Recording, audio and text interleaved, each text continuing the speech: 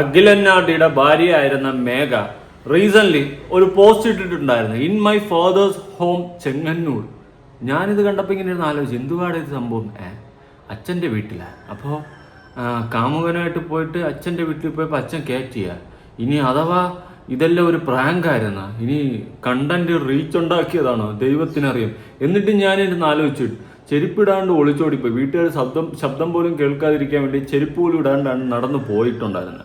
പിന്നെ സ്വർണ്ണമൊക്കെ എടുത്തുകൊണ്ട് പോയെന്ന് പറയുന്നുണ്ട്. അപ്പോൾ ഇങ്ങനെ ഞാനിരുന്ന് മൊത്തത്തിൽ ഇരുന്ന് ആലോചിക്കുകയായിരുന്നു എല്ലാ സൈഡും. എനിക്കാണോ ഭയങ്കര ഡൗട്ടായി, ദൈവമേ എന്താ ഇവിടെ സത്യത്തിൽ സംഭവിച്ചത്? ആകെ വണ്ടടിച്ച് കിളി പറന്നിരിക്കുകയായിരുന്നു. ഞാനൊരു കമന്റും വായിക്കാം. ചേച്ചി, എനിക്ക് ഉറപ്പുണ്ട് അഖിൽ തെറ്റ് ചെയ്യാതെ ചേച്ചി ഒരു തീരുമാനം എടുക്കില്ല എന്ന്. അല്ലാതെ ഒരാൾക്കും അങ്ങനെ തീരുമാനം എടുക്കാൻ പറ്റില്ല. Go head bold lady full support. പിന്നെ കോപ്പാണ് തേങ്ങ ചിരുക്കി വെച്ചിരിക്കുന്ന ഒലക്കേരെ കെണ്ടി. ഓക്കെ, ഇൻസ്റ്റയിലും ഈ പോസ്റ്റ് ഇട്ടിട്ടുണ്ടായിരുന്നു, ഫേസ്ബുക്കിലും ഉണ്ടായിരുന്നു. ഇപ്പം ഈ പോസ്റ്റ് മുക്കി. Okay, whatever it is മുക്കിയിരിക്കുകയാണ്. ഒളിച്ചോടി എന്നാടിയുടെ ഭാര്യ ഇപ്പോൾ ഇട്ട പോസ്റ്റ് അതും മുക്കി. ഓക്കെ, അഖിൽ എന്നാടിയുടെ ഭാര്യ അവളുടെ അച്ഛൻ്റെ വീട്ടിലെന്ന് Megha Nair in my father's home at Chengannur. അങ്ങനെ ഈ സാധനം കണ്ട് ഞാൻ ആകെ വണ്ടടിച്ച്, സത്യത്തിൽ എന്താ ഇവിടെ നടക്കുന്നതെന്ന് പോലും മനസ്സിലാവാണ്ട് ഞാനിങ്ങനെ കിളിയും പറന്ന് പാറി നടക്കുമായിരുന്നു. ദൈവമേ, സത്യത്തിൽ എന്ത് സംഭവിച്ചു? ഇത് മൊത്തം പ്രാങ്കായിരുന്നോ? നമ്മളെയൊക്കെ പറ്റിച്ചോ? ഇവരെന്താണ് ഉദ്ദേശിക്കുന്നത് എന്നൊക്കെ എൻ്റെ ചിന്ത. പിന്നെ അങ്ങനെയാണെങ്കിൽ ഒളിച്ചോടി, അതായത് വീട്ടുകാരടക്കം ചേർന്ന് കെട്ടിച്ചു വിട്ട മകള് വേറൊരുത്തൻ്റെ കൂടെ ഒളിച്ചോടിയതിനു ശേഷം വീട്ടിൽ അച്ഛൻ കയറ്റിയോ? ഇനി പാതിരാത്രി ഒളിച്ചോടുന്നു എന്ന് പറഞ്ഞുകൊണ്ട് നടന്നു പോയത് ഈ പറയുന്ന പോലെ അച്ഛൻ്റെ വീട്ടിൽ പോകാനായിരുന്നോ? അങ്ങനെ പല കൺഫ്യൂഷൻസും പല ചോദ്യങ്ങളുമായി എൻ്റെ ഉള്ളിലേക്ക് ഞാൻ തന്നെ എന്നെ ഇങ്ങനെ ഇരുന്ന് ആലോചിക്കാൻ തുടങ്ങി. ദൈവമേ, ഇതെന്താ സംഭവം എന്നുള്ള രീതിയിലായി. അപ്പോഴെല്ലാവർക്കും നമസ്കാരം. വീഡിയോ ആദ്യമായി കാണുന്ന ചാനൽ സബ്സ്ക്രൈബ് ചെയ്യാനും വീഡിയോ ലൈക്ക് ചെയ്യാനും ഹൈപ്പ് കൊടുക്കാനും മറക്കണ്ട. അങ്ങനെ ഇങ്ങനെ മുൾമുനയിൽ ചോദ്യങ്ങളും ഉത്തരങ്ങളുമായിട്ട് ഞാൻ ഇരിക്കുന്ന സമയത്താണ് ജിനൂസിന്റെ ചാനലിൽ ഒരു വോയിസ് കാണാനിടയായത്. അതായത് ഇവരുടെ ഫാമിലി ഫ്രണ്ട്, അഖിലന്നാടിയുടെ അല്ല, മേഘയുടെ ഫാമിലി ഫ്രണ്ട്, അച്ഛൻ്റെ ഫാമിലി ഫ്രണ്ട്, അതുപോലെ അവരുടെ അഡ്വക്കേറ്റും ഒക്കെ ആയിട്ടുള്ള ഒരു വ്യക്തിയാണ് ജിനൂസിൻ്റെ അടുത്ത് കുറച്ച് കാര്യങ്ങൾ സംസാരിക്കുന്നത്. എന്തായാലും നമുക്ക് വിശദമായിട്ട് അതൊന്ന് കേൾക്കാം, എന്നിട്ട് എനിക്ക് കുറച്ച് കാര്യങ്ങൾ പറയാനുണ്ട്. നേരത്തെ നമ്മൾ സംസാരിച്ചിട്ടുണ്ടോ ഇതിനു മുമ്പ്? ഞാൻ ആ രാജ്യം നെടുങ്ങുന്ന ആദ്യം ഞാൻ താങ്കളുടെ വീഡിയോ ആണ് ഞാൻ കാണുന്നത്, ഫസ്റ്റില് ഞാൻ കാണുന്നത്. ഞാൻ കൊച്ചിയിലായിരുന്നു. അപ്പം ഈ വീഡിയോ കണ്ട ഉടനെ ഇതിന്റെ ഒരു തലക്കെട്ടൊക്കെ എനിക്കൊരു കൗതുകമായിട്ട് തോന്നി. രാജ്യം ന്നൊക്കെ പറഞ്ഞ ഭയങ്കര തമ്പുലൈനൊക്കെ ഭയങ്കരമായിരുന്നു, ഭീകരമായിരുന്നു. ആ വീഡിയോ അത്ര ഓടിയെന്നാ എനിക്ക് തോന്നുന്നത്. തലക്കെട്ടും അവതരണ ശൈലിയൊക്കെ പൊളിച്ചു എന്തായാലും. അപ്പൊ ഈ സംഭവത്തില് ഈ രാത്രി ഒരു 12:30 ആയപ്പോഴാണ് എന്നെ അദ്ദേഹം വിളിക്കുന്നത്, ഈ കുട്ടിയുടെ പിതാവ് വിളിക്കുന്നത്. അദ്ദേഹത്തിന്റെ പേര് പത്മകുമാർ എന്നാണ്. അതായത് ഒറിജിനൽ പിതാവ്, രണ്ടാമത്തെ അല്ലേ? അതായത് ആദ്യത്തെ അച്ഛൻ. ഈ കൊച്ചിന് 2 അച്ഛന്മാരാണ്, അറിയാമല്ലോ. ഒരു അഡ്വക്കേറ്റ് ഷാജി നൂറനാട്, കോൺഗ്രസ് പാർട്ടിയുടെ ആലപ്പുഴ ജനറൽ സെക്രട്ടറി ഒക്കെ അയാള്. ഓ ശരി. കോൺഗ്രസ് പാർട്ടിയുടെ അത് ചെറിയൊരു നേതാവാണ് അവിടത്തെ. അപ്പം അമ്മ ലത എന്നാണ് പേര്, അമ്മയുടെ പേര്. അപ്പൊ ഇവര് ഡിവോഴ്സ് ആയതാണ്. ഫസ്റ്റില് ഇവര് തമ്മിൽ കൊടുത്തപ്പോ ഒളിച്ചോടിയതല്ല. അതായത് പത്മകുമാർ ഈ കൊച്ചിന്റെ അമ്മയും കൂടെ ജീവിക്കുമ്പോ അവരെ ഒളിച്ചോടിയതല്ല. പക്ഷെ പല ചാനലുകളും ഒളിച്ചോടിയതായിട്ടാ വന്നത്. ഒളിച്ചോടിയതല്ല, ഇവര് മ്യൂച്വൽ ഡിവോഴ്സ് ചെയ്തതാണ്. അങ്ങനെയാണ് ഷാജിയെ കെട്ടുന്നവര്. പിന്നെ ഈ കുട്ടി അവരുടെ കൂടെയാണ് വളർന്നതൊക്കെ, ഈ രണ്ടാനച്ഛന്റെ കീഴിൽ. പിന്നെ അവിടുന്ന് എന്തൊക്കെയോ പ്രശ്നം ഉണ്ടാക്കി ഒന്നാനച്ഛന്റെ വീട്ടിൽ വന്ന് കൊച്ചിന് കുറച്ച് കാര്യങ്ങളൊക്കെ വിഷമമൊക്കെ ആയിട്ട് പുള്ളിയുടെ കൂടെയും നിന്നിട്ടുണ്ട്. കൂടുതലും ഭൂരിഭാഗം നിന്ന ലതയുടെ കൂടെയാണ്. ഇത് ഒന്നാമത്തെ അച്ഛൻ ആള് ഒരു ശുദ്ധനാണ്. ആള് ഭയങ്കര ഒരു പിതാവിനും ഇല്ലാത്ത സ്നേഹമാണ് ഈ മോളോട്. അങ്ങനെയാണ് കൊഞ്ചിച്ച് വളർത്തിയത്. കാശുമുണ്ട്, അത്യാവശ്യം നല്ല പണവും ഉണ്ട്. പുള്ളിയുടെ ലീഗൽ കാര്യങ്ങളെല്ലാം ചെയ്തു കൊടുക്കുന്നത് ഞാനാ. അങ്ങനെയാണ് ഞാനുമായിട്ടുള്ള പുള്ളിയുടെ ബന്ധം. പുള്ളിക്ക് ഒരുപാട് സ്വത്തുക്കളും കാര്യങ്ങളൊക്കെ ഉള്ളതുകൊണ്ട് പുള്ളിയുടെ ലീഗലായിട്ടുള്ള കാര്യങ്ങളെല്ലാം നോക്കുന്നത് ഞാനാ, ഈ പത്മകുമാറിന്റെ. ഇത് അറിഞ്ഞു കഴിഞ്ഞപ്പോ ഞാനും പുള്ളിയും തമ്മിൽ നല്ല പോലെ പുള്ളി ഹോസ്പിറ്റലിൽ, പുള്ളിക്ക് തലവേദനയും പനിയും ഒക്കെ കൂടിയിട്ട് തിരുവല്ല ഹോസ്പിറ്റലിലൊക്കെ കൊണ്ടാക്കിയത് ഞാനാണ്. അതുപോലെ ഈ കുട്ടിയെ എത്രയും പെട്ടെന്ന് പിടിപ്പിക്കാൻ വേണ്ടി രമേശ് ചെന്നിത്തലയെ ബന്ധപ്പെട്ട് ഉറങ്ങിക്കിടന്ന സ്ത്രീയെ ഉണർത്തി 2 മണിക്കൂറിനുള്ളിൽ പിടിച്ച് ഇവനെയും അവളെയും കൂടെ പിടിച്ച് സ്റ്റേഷനിൽ കൊണ്ടുവച്ചത് ഞാനാണ്. എന്നിട്ട് ഞാനും പത്മകുമാറും കൂടെ ഈ കുട്ടിയുടെ അച്ഛനും കൂടെ സ്റ്റേഷനിൽ പോയി. അപ്പൊ ഈ പയ്യനുണ്ട്, ഈ പയ്യനോട് ഈ കൊച്ചിന്റെ അമ്മയും രണ്ടാനച്ഛനും സംസാരിച്ചുകൊണ്ട് നിൽക്കുകയായിരുന്നു. ഒരു കാരണവശാലും ഇവൻ ബിൽഡിംഗ് അല്ല, അപ്പൊ ഈ പത്മകുമാറിനോട് സംസാരിക്കാൻ പറഞ്ഞു. അതിനിപ്പുറം കോടതിയിൽ നിന്ന് വിളിച്ചു. അങ്ങനെ ഈ കുട്ടിയുമായിട്ട് ഞങ്ങൾ കോടതിയിൽ പോയപ്പോൾ കോടതിയിൽ ജഡ്ജി ചോദിച്ചു ആരുടെ കൂടെ പോകാനാ താല്പര്യം എന്ന് ചോദിച്ചപ്പോ അവന്റെ കൂടെ പോകാനാന്ന് പറഞ്ഞു. അനൂപിന്റെ അങ്ങനെ അതൊക്കെ അറിയാമല്ലോ, അതൊക്കെ പറഞ്ഞ കാര്യങ്ങൾ തന്നെയാ. അത് കഴിഞ്ഞിട്ട് ഒരു 3-4 ദിവസം കഴിഞ്ഞപ്പോ ഈ കുട്ടി പറഞ്ഞാച്ചാ ഞാൻ അച്ഛന്റെ അടുത്തോട്ട് വരികയാണ്, എനിക്ക് അച്ഛനെ കാണണം, എനിക്ക് കുറെ കാര്യങ്ങള്. പക്ഷെ ഈ കുട്ടി 1 വർഷം മുമ്പ് തൊട്ട് ഇവരോട് എല്ലാവരോടും പറയുന്നുണ്ട് ഇവരുടെ ദാമ്പത്യ ജീവിതത്തിൽ പ്രശ്നങ്ങളാണ്, എനിക്ക് സംസാരിക്കണം, ഞാൻ അൺഹാപ്പിയാണ് ഒത്തിരി പ്രാവശ്യം പറയുന്നുണ്ട്. അത് ഈ പത്മകുമാറും എന്നോട് പറയുന്നുണ്ട്. അപ്പൊ ഇവർക്കെല്ലാം ഒരു നാണക്കേട്, കല്യാണം കഴിഞ്ഞ് ഇത്ര ആയതല്ലേ ഉള്ളൂ, സാധാരണ ചട്ടയും കലവാകുമ്പം തട്ടിമുട്ടി എന്നൊക്കെ ഇരിക്കും, അത് ക്ലിയർ ആയിക്കോളൂ എന്നുള്ള ഇത്ര സീരിയസ് ആണെന്നൊന്നും അറിയില്ലായിരുന്നു. അപ്പോഴാണ് ഈ അജിത്തിന്റെ അഖിലിന്റെ അച്ഛനുമായിട്ടുള്ള ഒരു വിഷയങ്ങളൊക്കെ ഈ കുട്ടി പറയുന്നു. അങ്ങനെ ഒരു പ്രോബ്ലം അവരുടെ വീട്ടില് ആ കുട്ടിക്ക് ഒട്ടും നിൽക്കാൻ വയ്യാത്ത ഒരു അവസ്ഥ വരികയും ഒക്കെ ചെയ്യുമ്പോ അങ്ങനെ ബസ്സിൽ പോകുമ്പോ ഇവനുമായിട്ട് കമ്പനിയാവുകയും അവനുള്ള ഒരു സുരക്ഷിതത്വം കണ്ട് അവൾ ഇറങ്ങിപ്പോകുന്നു. അതായത് ഈ പയ്യൻ അനൂപ് എന്ന് പറയുന്നവൻ അവിടെ റൂട്ടിൽ ബസ് ഓടിച്ചോണ്ടിരുന്നതാണോ? അതെ, അവിടെ ഈ കുട്ടി പഠിക്കാൻ പോകുന്ന അവരുടെ ബസ്സിലായിരുന്നു, ഇവന്റെ ബസ്സിലായിരുന്നു. അവൻ കല്യാണം കഴിച്ചിട്ടില്ലല്ലോ? ഇല്ല, അവൻ കല്യാണം കഴിച്ചിട്ടില്ല. അവനൊരു പ്രേമം ഉണ്ടായിരുന്നു, അത് ഇതായി പോയി, ബ്രേക്കപ്പ് ആയി പോയി. അതിന്റെ നിരാശയൊക്കെ ഇരിക്കുമ്പോഴാണ് ഇവളുമായിട്ട് സ്നേഹമായത്. അങ്ങനെ അനുവിന് അച്ഛൻ മരിച്ചു പോയ ഒരു അമ്മയും ഒരു അനിയനും മാത്രമേ ഉള്ളൂ. അനുവിന് ഒരു ചെറിയൊരു വീടാണ്, അത്യാവശ്യം ചെറിയ ഒരു 10-50 സെന്റ് സ്ഥലമുണ്ട്. ഗവൺമെന്റ് ജോലിയൊന്നുമില്ല, 750 രൂപയുടെ ഡെയിലി ബേസിനാണ് ഇപ്പോഴും പോയിക്കൊണ്ടിരിക്കുന്നത് അനൂപ്. ജോലി കിട്ടിയെന്ന് ഒരു ഇൻഫർമേഷൻ കിട്ടിയായിരുന്നു. താൽക്കാലിക ജോലിയാണ്, എംപ്ലോയർ എന്തോ ഒരു വകുപ്പുണ്ടല്ലോ, 700 ഡെയിലി അന്നന്ന് പോകുന്ന അന്നന്ന് കാശ് കിട്ടും. KSRTC-ലാണെങ്കിലും ടെമ്പററി. യദുകൃഷ്ണന്റെ ജോലി, യദുകൃഷ്ണൻ ഇല്ലേ വിവാദ നായിക, ആയിട്ട് പ്രശ്നം ഉണ്ടാക്കിയേക്കുന്ന പുള്ളി, അദ്ദേഹത്തിന്റെ അവസ്ഥ തന്നെ.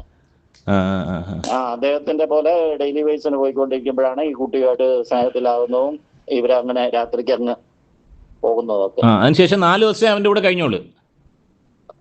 കുറച്ച് 3-4 ദിവസം കഴിഞ്ഞു. 4 ദിവസം, 4-5-ാമത്തെ ദിവസം കുട്ടി വിളിച്ചു പറഞ്ഞു വേറെ ജീവിതം അടുത്തിട്ടൊന്നുമില്ല. അവനോട് അനുവാദം മേടിച്ചിട്ട് തന്നെ പുള്ളി കുട്ടിയെ വീട്ടിൽ കൊണ്ടു നിർത്തിയിരിക്കുന്നത്. കാര്യങ്ങളൊക്കെ പറയാനായിട്ട് അച്ഛനോട് ഉണ്ടായ സംഭവങ്ങളൊക്കെ വിവരിക്കാനായിട്ട് ആ കുട്ടി വന്നത്. തിരിച്ചു പോകുന്നു തോന്നുന്നു, എനിക്കറിയില്ല.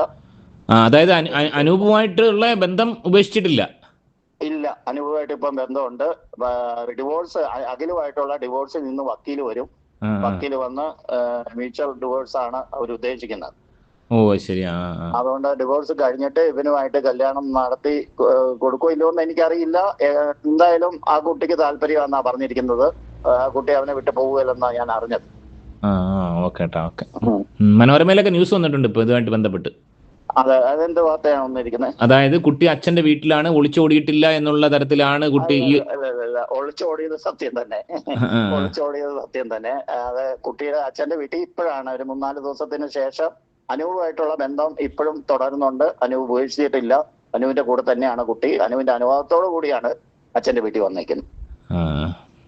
ഞാൻ അവരുടെ അത്ര ഫാമിലി ഫ്രണ്ട് ആന്നേ.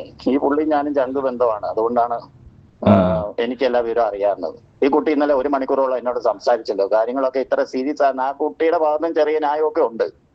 ചെറിയ ന്യായമല്ല അഖില്. ഞാൻ ഒരൊറ്റ കാര്യം ചോദിച്ചോട്ടോ, ഈ കുട്ടി ഇത്രയും തെറ്റ് ചെയ്തിട്ടുണ്ടെങ്കിൽ എന്തുകൊണ്ട് അഖില് ഇവർക്കെതിരെ തിരിയുന്നില്ല?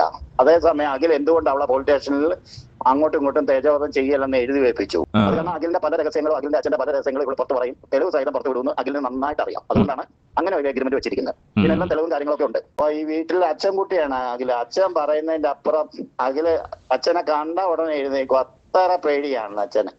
ഭക്ഷണം കഴിക്കുകയാണെങ്കിലും അവർക്ക് ഒരു ഫ്രീഡവും ഇല്ലെന്നാണ് ഈ കുട്ടി പറയുന്നത്.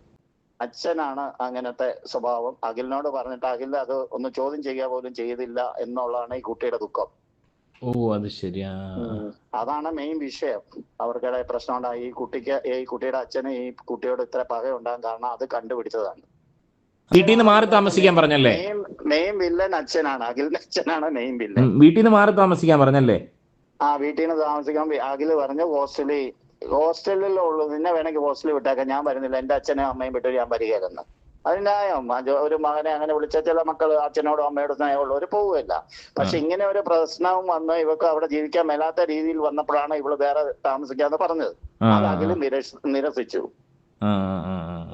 അതാണ് വിഷയം. അപ്പം നിലവില് അച്ഛന്റെ വീട്ടിലാണുള്ളത്, സ്വന്തം അച്ഛന്റെ വീട്ടിലാണ് ഇവിടെ ഉള്ളത് ഒറ്റയ്ക്ക്. അതെ, തീർച്ചയായിട്ടും ഇപ്പൊ അച്ഛൻ അവളെ ഏറ്റെടുത്തിരിക്കുകയാണ്. പക്ഷെ അനൂപിന്റെ മറ്റേ കേസില് പയ്യനെ ആ പയ്യനെ അച്ഛൻ അംഗീകരിച്ചിട്ടില്ല ഇതുവരെയായിട്ട്. ഒളിച്ചു കൊണ്ടുപോയ പയ്യനെ അംഗീകരിച്ചിട്ടില്ലെങ്കിലും അവനെ അംഗീകരിച്ചിട്ടില്ല എന്നാണ് ഞാൻ അറിഞ്ഞത് ഇതുവരെ. അയാൾക്ക് അംഗീകരിക്കുകയാണെങ്കിൽ കുറച്ചും കൂടെ ബുദ്ധിമുട്ടാണ്, കുറച്ചും കൂടെ കഴിഞ്ഞിട്ട് അംഗീകരിക്കുമായിരിക്കും. അതായത് കൊണ്ടുപോയ പയ്യനെ അച്ഛന് താല്പര്യമില്ല. അച്ഛന് താല്പര്യമില്ലെന്നല്ല, ഏതൊരു അച്ഛനായാലും കുറച്ച് ഇത് വരുമല്ലോ, അങ്ങനെ ഒരു ഇത്. പുള്ളി അംഗീകരിക്കുകയോ വീട്ടിൽ കയറ്റി താമസിപ്പിക്കുകയോ ഒന്നും ചെയ്തിട്ടില്ല അവനെ. പുള്ളി ഒറ്റയ്ക്കാണോ ഇപ്പം? ഈ മേഘ ഒറ്റയ്ക്കാണ് പുള്ളിയുടെ. അതല്ല ചേട്ടാ, നമ്മുടെ ഈ പിന്നെ ഇദ്ദേഹത്തിന്റെ ഫാദർ, മേഘയുടെ ഫാദർ ഒറ്റയ്ക്കാണോ? ആ, മേഘയുടെ ഫാദർ ഒറ്റയ്ക്കല്ല, അമ്മയുണ്ട്, മേഘയുടെ അപ്പൂപ്പനുണ്ട്, ശരി, 2 ഒരു ബന്ധുവുണ്ട്, പിന്നെ 2-3 ജോലിക്കാരുണ്ട്. ഒരു ഹൈ ഫാമിലിയാ, ഇല്ലം ഫാമിലിയാണ്. അവിടുത്തെ ഒരു പുരാതനമായ ഒരു 4 കെട്ട് വീടും കാര്യങ്ങളും അങ്ങനെയൊക്കെ ഉള്ള ഒരു സെറ്റപ്പാണ്. ഒരു 4-5 ഏക്കർ സ്ഥലത്തിന്റെ അകത്താണ് ഈ വീട് ഇരിക്കുന്നത്. ഇടനാട്. നല്ല സാമ്പത്തികമുള്ളവരാ. നല്ല സാമ്പത്തികം എന്ന് പറഞ്ഞാൽ കോടികളുടെ ആസ്തിയുള്ള. എനിക്ക് അറിയാമല്ലോ, ഞാൻ അവിടെ പോയി ഒരാഴ്ചയൊക്കെ താമസിക്കുന്ന പുള്ളിയുടെ കൂടെ. ശരി. എന്നെ ഭയങ്കര കാര്യമാണ് പുള്ളിക്ക്. എന്ത് കാര്യം ഉണ്ടായാലും പുള്ളി ആദ്യം വിളിച്ച് പറഞ്ഞു എന്നോട് എന്റെ മോള് പോയെന്നും അവരെ പിടിച്ചു കൊടുക്കണമെന്നും ഒക്കെ ആവശ്യം. അന്ന് രാത്രി തന്നെ ഞാൻ വണ്ടി എടുത്ത് പുള്ളിയുടെ അടുത്ത് പോവുകയും പിറ്റേന്ന് രാവിലെ ഞങ്ങൾ 2 സ്റ്റേഷനിൽ പോയത് ഈ പയ്യനുമായിട്ട് സംസാരിക്കുകയും ഒക്കെ ചെയ്തു. കാര്യം ഉണ്ടായില്ല. ഓക്കെ, കാര്യങ്ങൾ കേട്ടല്ലോ. ഇതിൽ അഖിലനാടിയുടെ ഭാഗത്ത് മിസ്റ്റേക്ക് ഉണ്ട്. അതായത് അഖിലനാടിയുടെ അച്ഛനാണ് വിഷയം. സാധാരണ എല്ലാ വീട്ടിലും അമ്മയമ്മ പോരാണ്, ഇവിടെ അച്ഛനാണ് വിഷയം എന്ന് പറയുന്നുണ്ട്.